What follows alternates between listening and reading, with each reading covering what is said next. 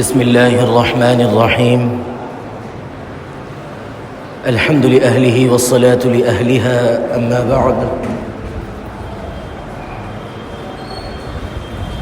انتہائی واجب الاحترام قابل صد احترام بزرگان دین اور روانان اہل سنت، السلام علیکم ورحمۃ اللہ وبرکاتہ۔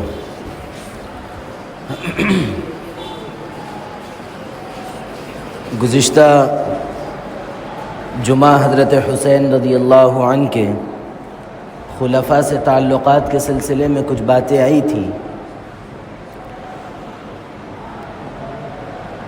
ہمارا اہل سنت والجماعت کا یہ عقیدہ ہے کہ ہم اعتدال کا راستہ اختیار کرتے ہیں۔ کسی بھی چیز کے اندر مبالغہ آرائی، کسی چیز کو حد سے زیادہ بڑھا کر اس کا تذکرہ کرنا یا حد سے زیادہ گھٹا کر افراط اور تفریط سے کام لینا، یہ اہل سنت والجماعت احناف کا ایسا موقف نہیں ہوتا۔ اعتدال کا راستہ ہوتا ہے۔ جہاں تک معاملہ ہے حضرات صحابہ کرام رضوان اللہ تعالی علیہم اجمعین اور اہل بیت رضوان اللہ تعالی علیہم اجمعین کا، کہ اگر کوئی شخص اہل بیت کی توہین کرتا ہے، ان کی اہانت کرتا ہے، یا پھر ان کے سلسلے میں اچھا ذہن نہیں رکھتا، تو ہم اس کو اہل سنت والجماعت سے خارج مانتے ہیں اور اس کو ناسبی کہتے ہیں۔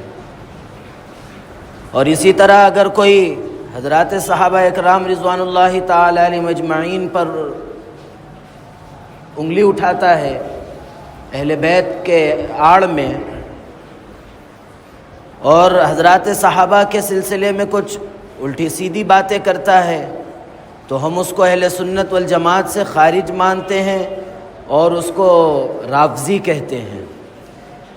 یعنی حضرات اہل بیت کے سلسلے میں بھی اگر کوئی شخص کچھ کہتا ہے یا حضرات صحابہ کرام کے سلسلے میں بھی کچھ کہتا ہے، تو اس کو اس کے ایمان کے ختم ہونے کے لیے کوئی مزید دلیل کی ضرورت نہیں ہے کہ وہ کسی چھوٹے اور معمولی صحابی جس کو اللہ کے نبی علیہ الصلاۃ والسلام کے ساتھ رہنے کا ایک پل بھی نصیب ہوا ہو، اگر اس پر بھی انگلی اٹھاتا ہے تو وہ دائرہ اسلام سے خارج ہو جاتا ہے۔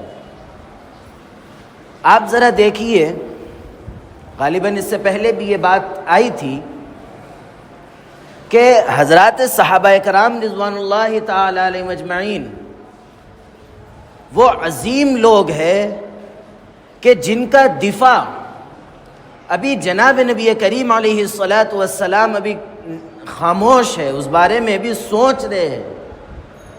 اللہ کا عرش ہل جاتا ہے اور اللہ کی طرف سے قرآن بن کر اللہ کا پیغام پہنچ جاتا ہے، اور اللہ کا ایک نظام ہے۔ اگر کوئی شخص صحابہ کرام رضوان اللہ تعالی علیہم اجمعین کو کوئی بات کہتا تو اللہ رب العزت پلٹ کر شدت کے ساتھ اس کو وہی بات کہتے ہیں، جیسا کہ پہلے پارے کے اندر وَإِذَا قِيلَ لَهُمْ آمِنُوا كَمَا آمَنَ النَّاسِ، کہ جب ان لوگوں سے کہا گیا، یعنی کفار مکہ سے یہ کہا گیا کہ آمینو کما آمن الناس، کہ تم ایمان لاؤ ان لوگوں کی طرح۔ یہاں پر ناس کما آمن الناس سے مراد حضرات صحابہ کرام کی جماعت ہے۔ تو ان لوگوں نے پلٹ کر کہا انؤمن کما آمن السفہاء، کہ ہم ایمان لائیں ان بیوقوفوں کی طرح۔ حضرات صحابہ کرام رضوان اللہ تعالی علیہم اجمعین کو وہ بیوقوف کہے۔ اللہ رب العزت کا دستور دیکھیے، کس طرح سخت موقف اختیار کر کے ان کو اللہ رب العزت جواب دیتے ہیں، کہتے ہیں کہ الا، کان کھول کے سن لو، انا، جو لوگ عربی جانتے ہیں وہ جانتے ہیں کہ انا کسی چیز کی جو ہے تحقیق کو اور کسی چیز کی جو ہے کیا کہتے ہیں کہ مطلب ہو جانے کو کہتے ہیں کہ بے شک یہی اس طریقے کے.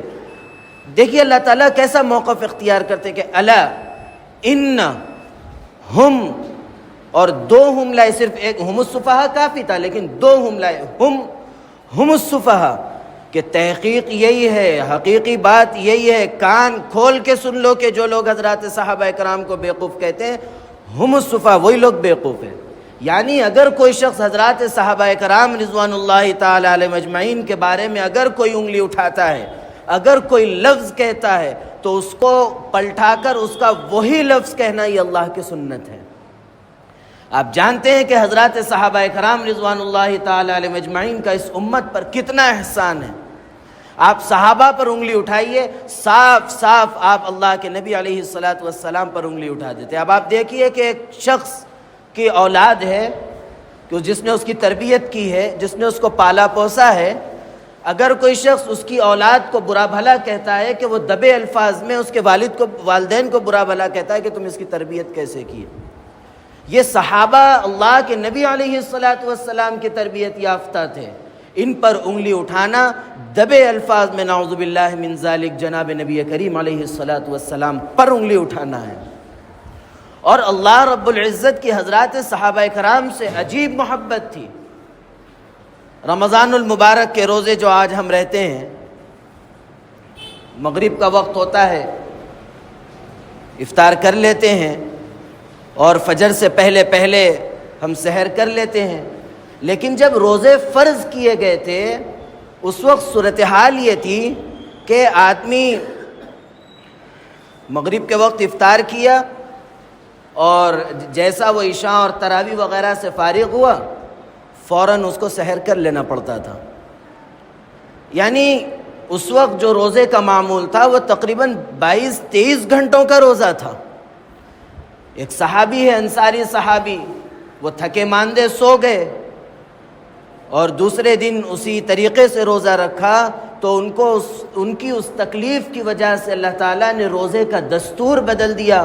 اور یہ جو آج ہم جو معمول ہمارا چل رہا ہے وہ اس صحابی کی وجہ سے اللہ تعالیٰ نے بدلا.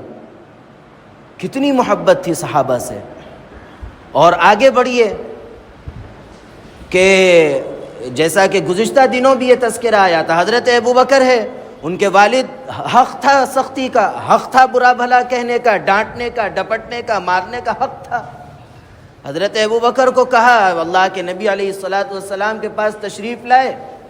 ابھی اللہ کے نبی علیہ الصلاۃ والسلام خاموش، قرآن کی آیت نازل ہو گئی کہ الذی یؤتی مالہ یتزکی. اسی طرح ایک اور واقعہ آپ دیکھیے کہ اللہ تعالیٰ حضرات صحابہ کرام سے کتنی محبت فرماتے تھے.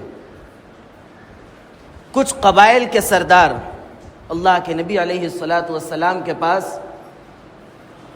آئے اور ان کی شرط یہ تھی کہ جب ہم آئیں گے آپ سے ملاقات کے لیے تو جو وہ صحابہ جو خاندان کے اعتبار سے بلند نہیں ہیں ان کو ہمارے ساتھ بیٹھنے کی اجازت نہیں ہوگی. اللہ کے نبی علیہ الصلاۃ والسلام نے بھی یہ سوچا کہ اگر یہ قبائل کے یہ جو سردار ہیں اگر یہ اسلام لا لیں گے تو ان کے قبیلوں کے اندر اسلام پہنچ جائے گا اور اسلام کو فائدہ ہوگا. اس وجہ سے جناب نبی کریم علیہ الصلاۃ والسلام یہ چاہتے تھے کہ اس وقت کوئی، جب یہ سرداران مکہ جب آئیں تو کوئی اس وقت موجود نہ رہے. حضرت عبداللہ ابن مکتوم رضی اللہ عنہ، آپ نے نام سنا ہوگا، یہ نابینا صحابی تھے. یہ جب سرداران مکہ جب بیٹھے ہوئے تھے، یہ عبداللہ ابن مکتوم رضی اللہ عنہ تشریف لائے. نابینا تھے، ان کو احساس بھی نہیں تھا اور اللہ کے نبی علیہ الصلاۃ والسلام کو حق بھی تھا کہ وہ بھیجے.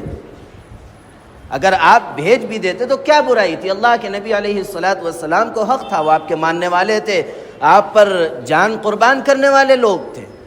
اللہ کے نبی علیہ الصلاۃ والسلام کے چہرے پر تھوڑی سی ناگواری آئی حضرت عبداللہ ابن مکتوم رضی اللہ عنہ کے آنے کی وجہ سے. اس ناگواری کو اللہ رب العزت نے ناپسند فرمایا اور قرآن کی آیت نازل کر دی کہ عبس وتولی ان جاءہ الاعمی وما یدریک لعلہ یزکی.